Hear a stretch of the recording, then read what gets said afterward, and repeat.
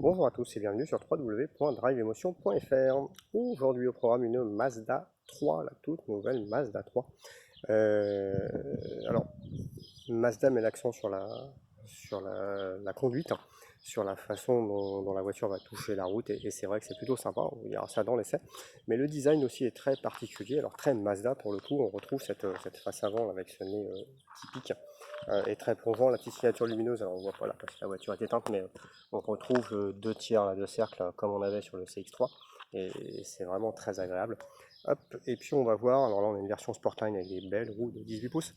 Mais on va voir ce profil très très particulier avec ce museau très long, un petit peu ce qu'on avait sur la CX3, mais là en version berline compacte, avec ce gros déséquilibre. Donc un avant très, très long, très plongeant, et puis un arrière un peu...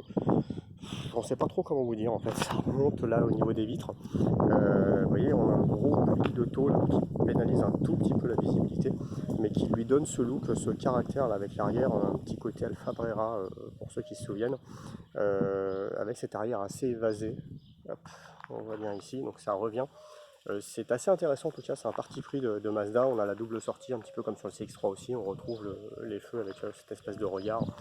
Un vrai parti pris sur le design, c'est intéressant, on aime ou on n'aime pas.